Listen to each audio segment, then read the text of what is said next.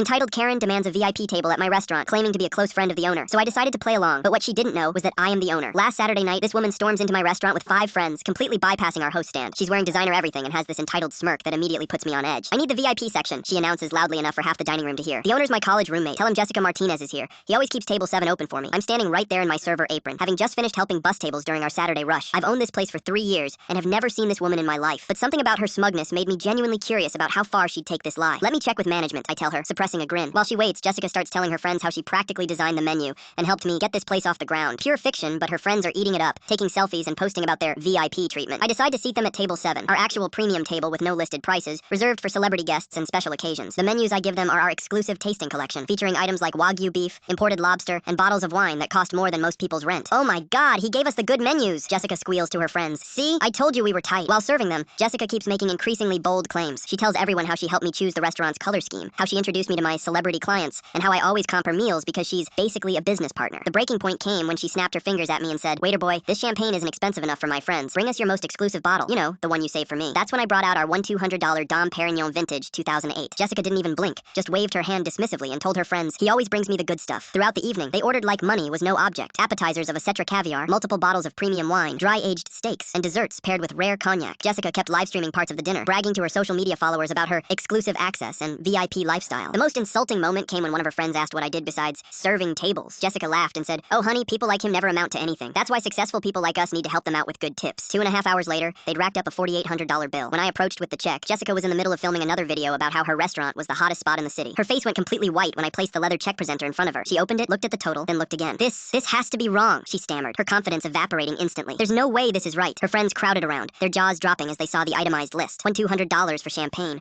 $400 for wine, $200 per steak, $150 for caviar appetizers. "I don't understand," Jessica said, her voice shaking. "My friend always covers this. Where is he? Get the owner right now." "Actually," I said, slowly untying my server apron, "I am the owner, and we've never met." The entire table went dead silent. You could practically hear the blood draining from Jessica's face. Her friend slowly turned to stare at her, realization dawning. "That's impossible," she whispered. "You're just a waiter." I pulled out my phone and showed her our business registration with my name on it. Then I gestured to the wall where my photo hung with other local business owners. "You've been live streaming lies to your followers all night," I said calmly. "Everything you ordered.